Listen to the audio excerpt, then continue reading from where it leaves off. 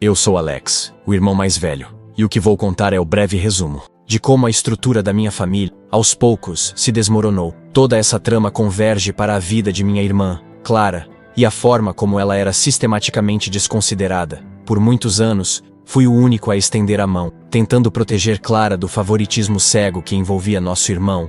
Meu irmão incomoda minha irmã Clara desde a nossa infância, mas nossos pais, Márcia e Roberto, sempre rotularam suas ações como meras brincadeiras, encontrando justificativas banais para ele. A cegueira deles era voluntária e profundamente destrutiva, um espesso véu de negação que se instalava sobre eles a cada ano que passava. Isso se tornou uma cumplicidade silenciosa que corroía a paz em casa, e de forma ainda mais cruel, a sanidade de Clara, minando sua autoestima num ritmo lento e constante. Essa conivência transformava o ambiente num pântano tóxico, uma armadilha emocional da qual Clara lutava desesperadamente para se libertar. E lutou bravamente. Assim, quando Clara ficou noiva, ela decidiu não incluí-lo na lista de convidados do casamento. Meu irmão Gustavo, já feito, com seus 35 anos, é um estúpido. Para ser franco, eu diria, sempre o foi, e temo que assim permaneça. Foi tão paparicado que se tornou completamente inútil sob os cuidados de nossos pais.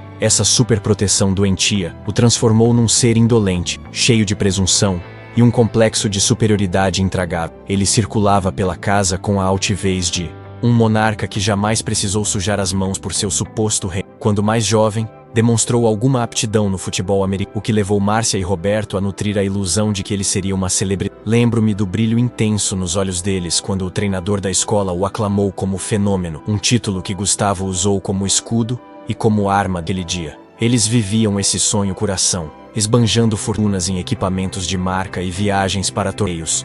Tudo para satisfazer o ego frágil de Gustavo e, sobretudo, o orgulho social que projetavam. O infortúnio é que lhe faltava a disciplina necessária para desenvolver seu talento. A determinação sempre foi o seu ponto fraco. Mal, o calcanhar de Aquiles do nosso pretenso herói familiar, ele abandonava treinos e prontamente culpava os colegas por seus insucessos, mas meus pais, invariavelmente, o defendiam. Houve um breve período em que conseguiu um emprego promissor no setor de vendas, numa empresa de tecnologia em ascensão, mas sua permanência durou apenas 3 meses.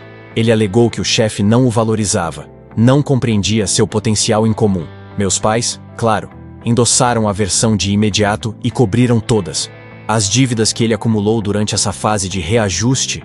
Na verdade, a lista de postos de trabalho que ele abandonou por culpa alheia é francamente lamentável. Somam-se 7 na última década, e cada fracasso era recontado por Márcia como um épico de heroísmo, pois, segundo ela, o mundo era injusto com o talento puro e a sensibilidade ímpar de Gustavo. Essa trajetória, no entanto, o elevou à posição de favorito da família, uma espécie de divindade doméstica cuja palavra não podia ser questionada, e nossos pais estavam convencidos de sua infalibilidade. Ele era um valentão na escola, fato que eles ignoravam, alegando que as outras crianças mentiam, mas seu comportamento era ainda mais vil em casa com nossa irmã mais nova, Clara, mulher de 31 anos.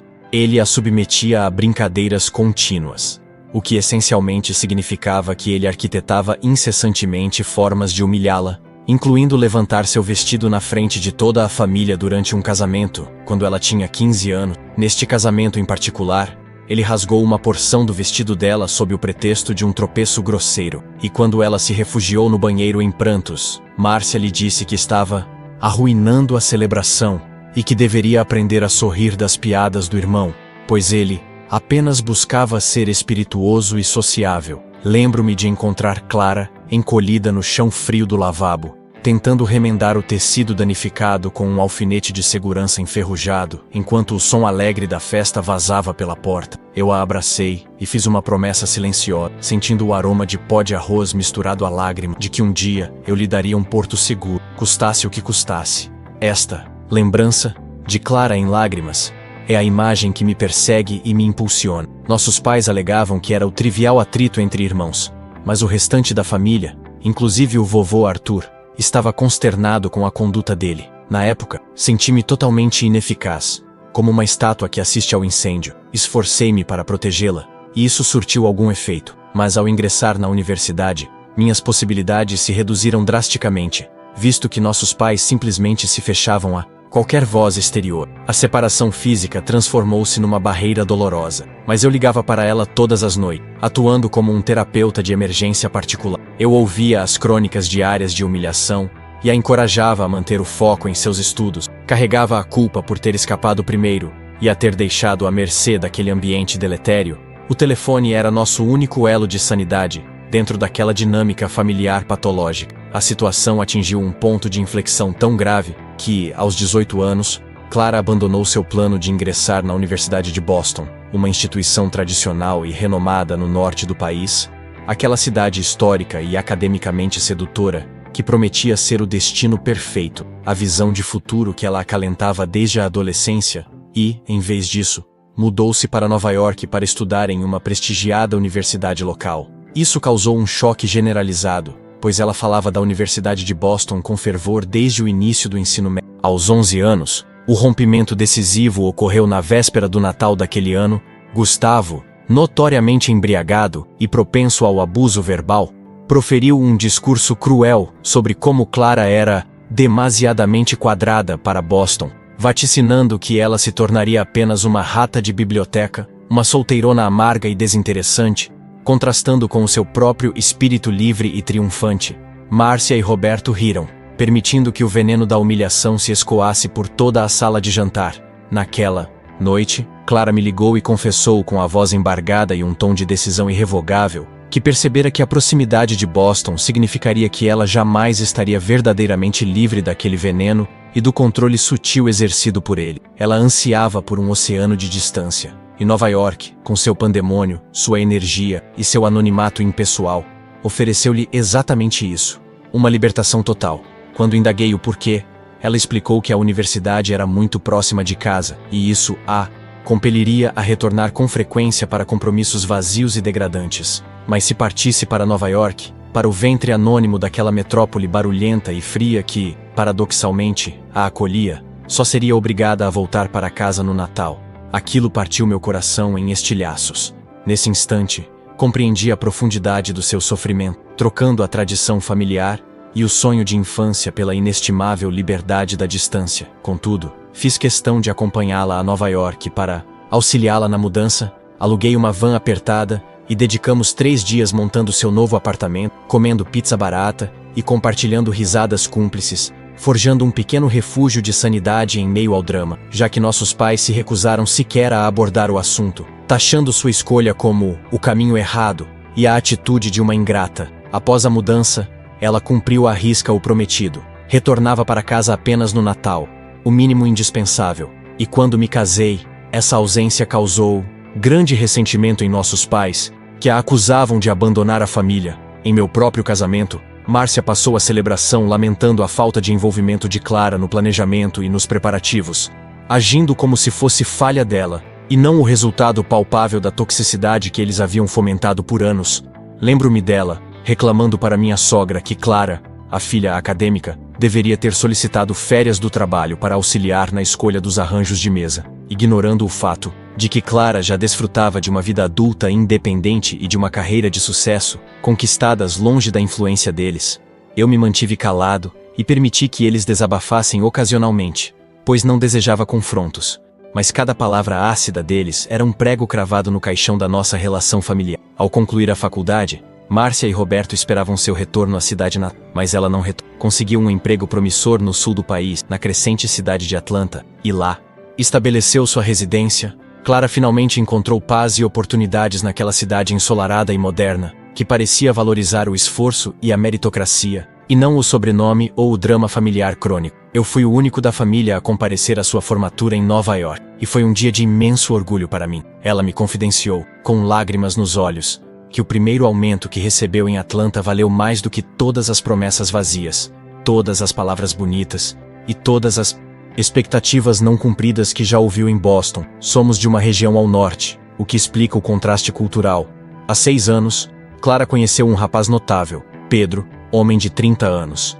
No dia em que o conheceu, ela me ligou toda animada, com uma vivacidade na voz que eu não ouvia desde a infância, e sinceramente, nunca ouvi falar de alguém com a paixão com que fala dele. Já o conheci algumas vezes em minhas visitas a Clara em Atlanta. Ele é incrível, atraente, divertido, possui um ótimo emprego e uma família de valores sólidos e muito unida. O mais relevante, ele trata Clara como se ela fosse a luz em seu céu, com um respeito, uma admiração e um carinho que ela jamais conheceu em casa. É belíssimo testemunhar essa transformação. Em uma dessas visitas de fim de semana, recordo-me de ouvir Clara e Pedro conversando à noite no sofá da sala. Ela estava preocupada com o fato de ele notar sua bagagem, a forma como ela se encolhia quando alguém elevava a voz, a dificuldade em aceitar elogios sinceros. Pedro a tranquilizou, dizendo que os fantasmas do passado eram apenas isso, fantasmas, e que ele estava ali por ela, incondicionalmente. Esse nível de apoio incondicional era algo que ela nunca tinha recebido de nossa família, e me deu a certeza de que ele era o homem certo para mim. Foi um alívio quase físico para mim, de verdade. Depois de conhecê-lo, ela reduziu ainda mais as visitas à casa dos pais, pois passou o primeiro Natal com a família dele, e logo veio a pandemia. Ela ficou, portanto, 3 anos sem voltar para casa. No primeiro Natal de seu retorno, Gustavo tentou repetir seu comportamento de sempre para se destacar e roubar a atenção. Quando suas artimanhas não surtiram o efeito esperado, já que a maioria dos familiares estava mais interessada em conhecer Pedro e o sucesso de Clara, ele tentou pregar uma brincadeira de péssimo gosto em Clara. Ele pegou uma tigela grande de água e estava prestes a jogar sobre ela, no meio da sala de estar. Repleta de convidados, Pedro percebeu o movimento furtivo de Gustavo, colocou-se instintivamente à frente de Clara e ordenou a Gustavo que sequer pensasse nisso, com um tom baixo e ameaçador que fez o ar se adensar. Observação: Pedro tem 1,90 m de altura e pratica artes marciais desde os 4 anos, mantendo uma postura imponente e uma presença que impõe respeito. Portanto, ele pode ser bastante intimidante quando a situação exige. Nossos pais tentaram minimizar o ocorrido, dizendo que era apenas uma brincadeira inofensiva, uma travessura natalina que Gustavo sempre faz. Mas Pedro não aceitou o descaso. Gustavo começou a reclamar, alegando que era só uma pegadinha, e Pedro respondeu com a voz firme, que se ele tentasse mais uma, ele mesmo daria um jeito, prometendo enfiar o pé de Gustavo no traseiro e o punho na garganta, sem hesitação, nem pensar. O silêncio na sala foi ensurdecedor e pesado como chumbo. Gustavo, pela primeira vez em sua vida adulta, foi confrontado por alguém que não se intimidava com a reação histérica de Márcia e Roberto. Nossos pais ficaram lívidos, não pela ameaça de violência, mas pela afronta direta à autoridade moral do filho predileto. Clara e Pedro se retiraram cerca de 1 hora depois, assim que conseguiram se recompor do choque. Mas, desde então, Gustavo, nossa mãe Márcia e nosso pai Roberto nutrem um rancor profundo por Pedro. Eles o veem como uma ameaça real e efetiva ao controle que exerciam sobre Clara, e não perdoam o fato de Pedro ter exposto publicamente a covardia e o temperamento infantil de Gustavo na frente de todos os parentes. Além disso, soube que Pedro ligou discretamente para o vovô Arthur após a confusão para se desculpar por qualquer mal-estar que sua intervenção pudesse ter causado na família, mostrando-lhe a cortesia e o respeito que faltava aos meus pais. Ele conquistou o respeito inabalável do vovô naquele dia, consolidando sua posição. Clara não retornou para casa desde então, optando por preservar sua paz. Isso nos conduz ao momento atual. Clara e Pedro vão se casar. Eles enviaram os convites em fevereiro para a cerimônia, marcada para agosto. No entanto, eles não convidaram Gustavo. Uma decisão cirúrgica e plenamente justificada, diga-se de passagem.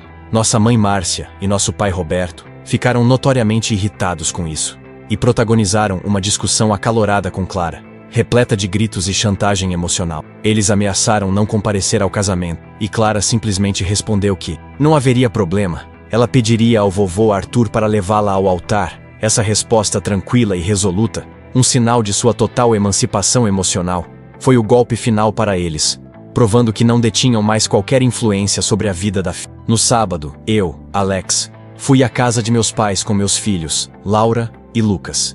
Imediatamente minha mãe Márcia começou a queixar-se de Clara e do casamento, com a voz embargada pelo que ela considerava uma traição imperdoável. Eu a ouvi por um tempo, sentindo o peso daquela negatividade, até que não pude mais suportar.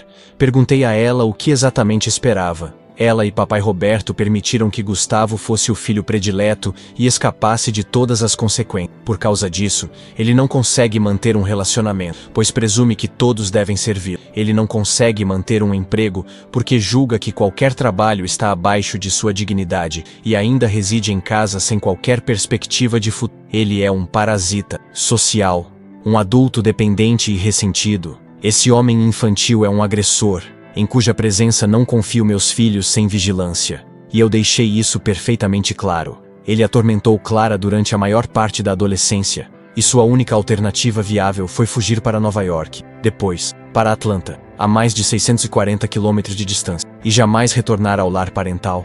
Minha mãe Márcia ficou profundamente emudecida, com o rosto pálido, e em seguida me pediu, com a voz embargada, que me retirasse. A verdade finalmente a atingiu. Ainda que por um breve momento, eu percebi. Algumas horas depois, meu pai Roberto me ligou furioso, porque eu havia abalado minha mãe e estava do lado de uma menininha mal agradecida, em vez dos pais que me deram. Isso deu início a uma discussão imensa, na qual eu afirmei que ele havia sido um péssimo pai para Clara e, por consequência, não merecia o privilégio de levá-la ao altar. Eu finalmente exteriorizei a verdade que guardei por décadas, sentindo um peso colossal sair de meus ombros, que eles me forçaram a ser cúmplice da dor dela. Eu disse que eu, como irmão, tive que compensar a ausência do afeto paterno deles, e isso me custou anos de terapia e noites insônias. Perguntei se eles tinham a mínima ideia, uma ínfima noção, do que fizeram com a autoestima e o psicológico de Clara. A resposta foi um silêncio furioso e cheio de negação. Eu simplesmente me cansei de sustentar essa farsa, mas agora alguns parentes estão sugerindo que eu fui longe demais, pois minha mãe mal consegue falar com alguém e, consumida pelo drama, meu avô Arthur disse que já era hora de eu expor algumas verdades, que meu ato era de coragem, mas minha voz interna está incomodada com toda a confusão. Me questiono, será que a verdade era necessária, se o preço é a saúde e o sofrimento da... Mas então, eu me lembro do olhar de puro alívio de Clara, quando ela disse que o vovô a levaria ao altar, e sei que moralmente e justiça, fiz a coisa certa, protegendo-a e a mim mesmo daquela dinâmica doentia. Minha paz de espírito tornou-se mais valiosa do que o conforto deles. Isso é fato. Então, a questão permanece.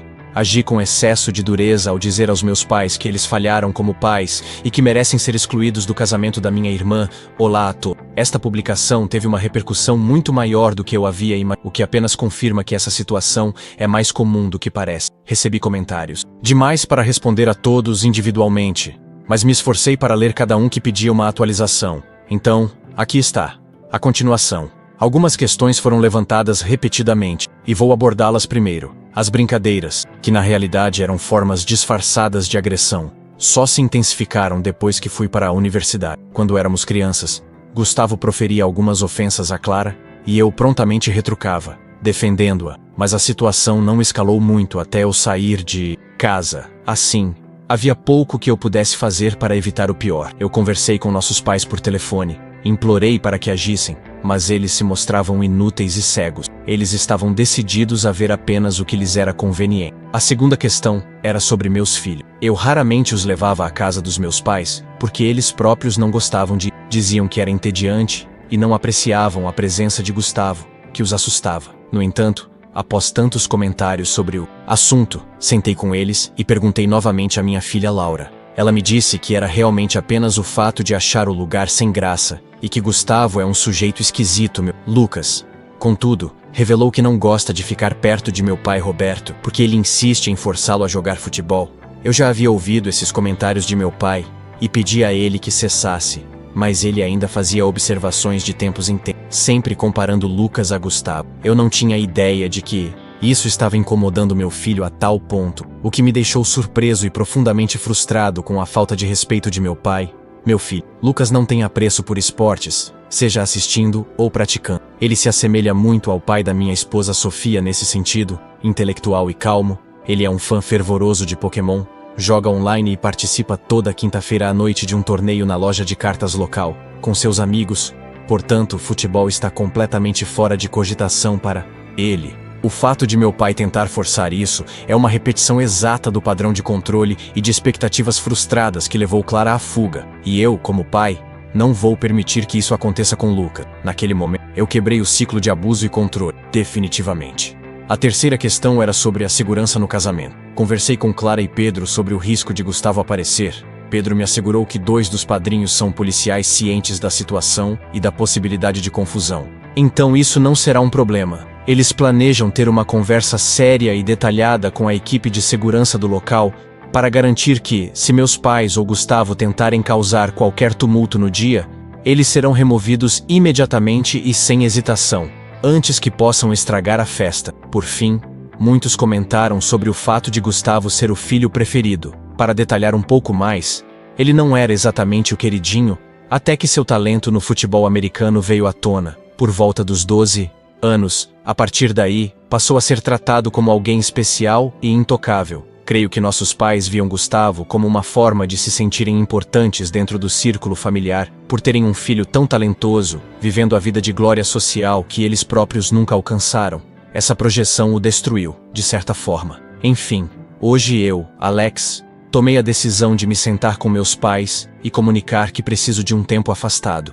Ao chegar, meu pai Roberto imediatamente exigiu que eu pedisse desculpas à minha mãe Márcia, agindo como se fosse um pedido irrecusável, mas eu fui enfático ao dizer que isso não aconteceria. Houve um bate-boca tenso entre nós, até que minha mãe interveio e perguntou por que eu estava ali se não era para me desculpar por tamanha ofensa. Eu disse que havia conversado com Clara e que ela não desejava a presença deles no casamento. Eu exigi que eles respeitassem essa decisão e não comparecessem.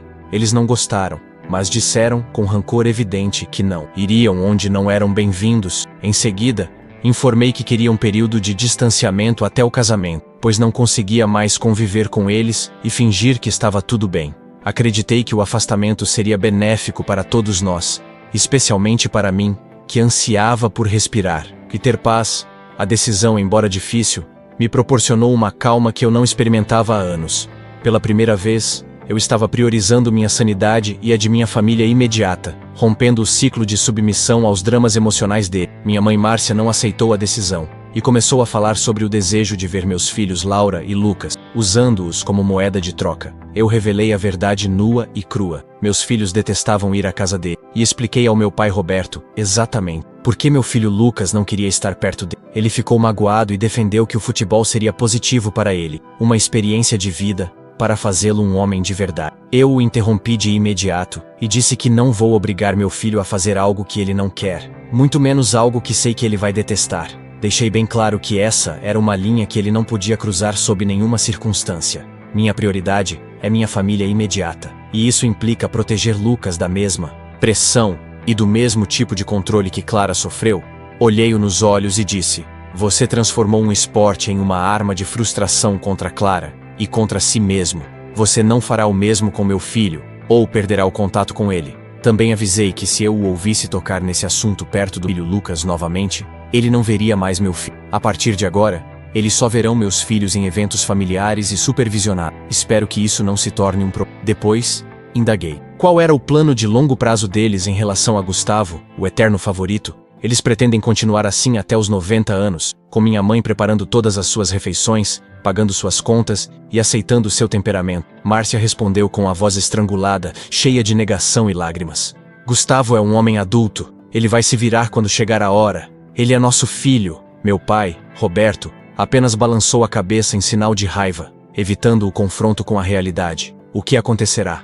Quando eles não estiverem mais aqui, quem cuidará dele? Porque eu não o farei. O que ocorrerá se eles ficarem doentes e precisarem de apoio? Quem tomará conta deles? Gustavo é incapaz de cuidar de si, muito menos de terceiros. Clara reside em outra região em Atlanta, e eu planejo me mudar para a cidade natal da minha esposa Sofia, que fica a 3 horas de viagem, assim que as crianças deixarem o ninho. Portanto, eu não terei como fazer isso. Eles apenas me encararam com um olhar vazio e, aterrorizado, sinceramente, acho que nunca haviam ponderado sobre nada disso antes. O pânico começou a se instalar no rosto de Márcia. Era o medo genuíno e tardio de um futuro sem o controle da situação, sem um filho por perto para ampará-la, algo que a mantinha sã. Eu disse que eles prepararam Gustavo para o desastre, e agora precisam arcar com as consequências. Afirmei que o amor doentio e cego deles por Gustavo era, na verdade, uma forma lenta de destruição, uma crueldade velada que o impediu de crescer, e que eles eram os únicos responsáveis pelo homem inútil e dependente que ele se tornou. Também revelei que sabia que eles estavam deixando toda a herança para ele no testamento, mas que, da maneira como o mimaram, Gustavo gastaria todo o dinheiro em menos de 1 ano, se não em meses, e ficaria desamparado. E então vi o pânico nos olhos da minha Márcia quando falei isso. Ou ela nunca tinha pensado nisso, ou presumia que eu, o irmão responsável, assumiria essa responsabilidade financeira e emocional, o que agora ela sabe que não vai ocorrer. Acredito que ela também ficou chocada por eu saber sobre o testamento. Roberto tentou negar a existência do documento, mas Márcia o interrompeu, confirmando a informação de forma taciturna e resignada. O controle deles sobre mim e sobre a situação havia cessado de vez. Após explicar como o contato limitado comigo funcionaria a partir de agora, e eles manifestarem seu descontentamento, eu me retirei. Espero ter lhes dado muito sobre o que refletir, um espelho estilhaçado de suas próprias ações. Pretendo entrar em contato com eles ocasionalmente, apenas o estritamente necessário, mas só isso por enquanto. Vou visitar Clara nas próximas semanas em Atlanta, e estou ansioso por isso, para celebrar a paz e a liberdade que encontrou longe de tudo isso. Meus parentes também recuaram depois que enviei uma mensagem dizendo que se estavam tão preocupados com minha mãe, que se voluntariassem a ser o apoio dela e a aturar. Gustavo, da mesma forma que Clara e eu tivemos que enfrentar por anos, sem surpresa, nenhum deles quis assumir essa responsabilidade. Eles preferem o drama confortável da distância do que a responsabilidade e o caos da proximidade. Fora isso, meu único foco é seguir minha vida e concentrar-me em minha família. Obrigado pelo veredito de que eu não fui injusto e por todos os conselhos. Isso abriu meus olhos para algumas realidades que eu precisava encarar. A certeza de que minha paz e a segurança dos meus filhos só seriam alcançadas com a fronteira clara da distância e do silêncio. A distância que impus aos meus pais se manteve, estranhamente, silenciosa. Eles não me ligaram e respeitaram a decisão de não comparecer ao casamento de Clara em agosto. Talvez mais por orgulho ferido do que por arrependimento genuíno. Eles temiam ser humilhados publicamente, especialmente por Pedro. A ausência deles foi a última e silenciosa agressão, mas também o maior presente para a paz de Clara. Chegou o tio. Grande dia. O casamento foi realizado em um jardim deslumbrante em Atlanta, à luz do fim de tarde. O clima era de celebração genuína e leveza, algo que jamais senti nos eventos familiares do passado. Eu estava lá com Sofia e as crianças, felizes por estar ao lado de Clara. No momento oportuno, o vovô Arthur, impecavelmente vestido e com uma dignidade que meus pais haviam perdido, conduziu Clara ao altar. A expressão no rosto dela, ao caminhar, era de pura serenidade e felicidade. Não havia o menor traço de medo ou tristeza. Ela estava sendo entregue a um homem que a valorizava, e não ao peso de um passado que a rejeitava. O vovô, ao entregar a mão dela a Pedro, fez um aceno de cabeça para mim, um reconhecimento silencioso de que nossa missão estava cumprida. Clara estava finalmente segura. Havia um burburinho discreto entre alguns parentes mais distantes, que tentavam localizar Márcia e Roberto, e sussurravam sobre o escândalo da ausência, mas a alegria do casal, e a presença imponente dos padrinhos, incluindo os 2 policiais discretos, sufocavam qualquer tentativa de drama. O casamento foi perfeito, um símbolo da nova vida que Clara havia construído, alicerçada em respeito e amor. O momento mais tocante para mim foi durante a recepção. Clara veio até mim e me abraçou com força. Ela disse: "Alex, obrigada por tudo. Você é a única parte daquela vida que eu sinto falta, e a única que eu faço questão de manter." Aquelas palavras valeram todos os anos de confronto, todas as discussões com meus pais.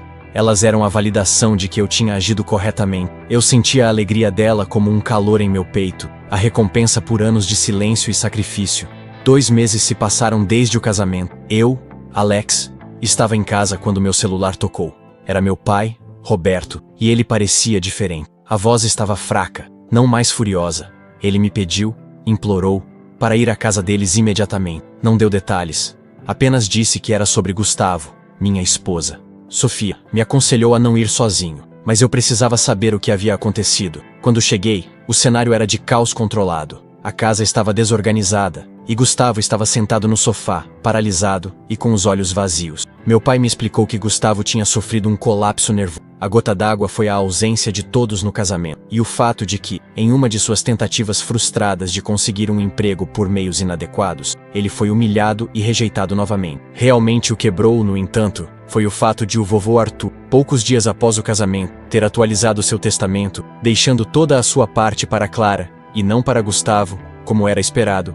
O vovô, ao fazer isso, havia enviado uma mensagem final e definitiva. Ele não apoiaria um parasita social que maltratava a neta. Márcia e Roberto estavam em estado de choque. Eles finalmente viram a consequência real de anos de favoritismo. Não era mais sobre rugas sociais ou brigas de família. Era sobre a incapacidade funcional de seu filho preferido de viver no mundo real.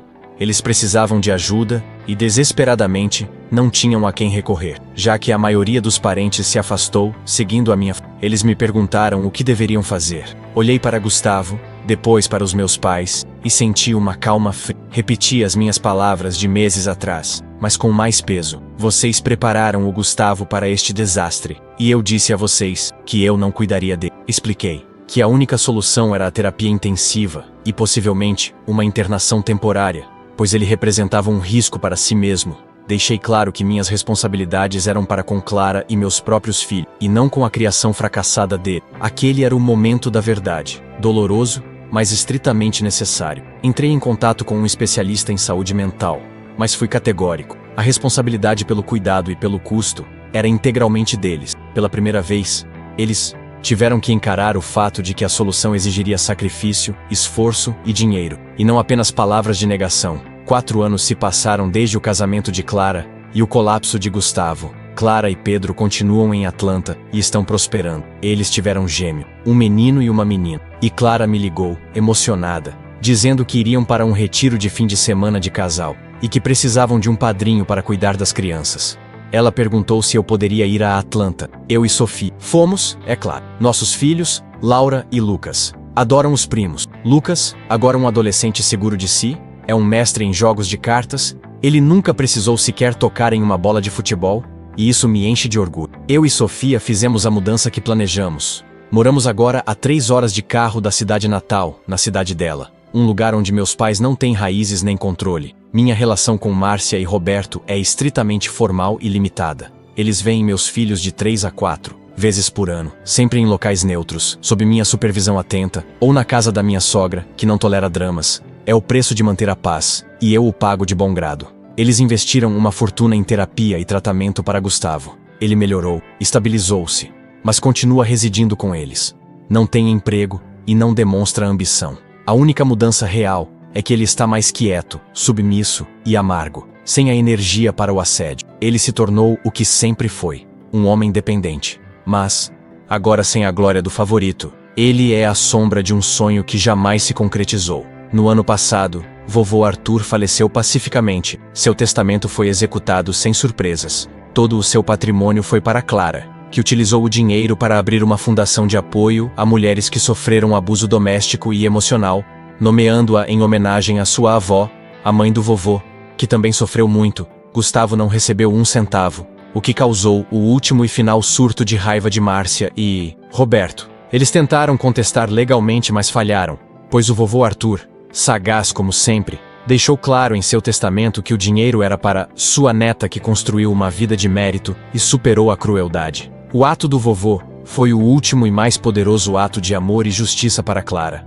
uma reparação moral, que veio a calhar. Minha família, no sentido de pais e irmão, implodiu, como eu disse no início, mas a verdade é que ela finalmente se reconstruiu, maior e mais forte, com os laços de respeito e amor que importam. Clara está feliz, meus filhos estão seguros e eu estou em paz. Essa é a minha história, a história do irmão que, por fim, conseguiu proteger sua irmã, custasse o que custasse a fachada da família, custasse o que fosse.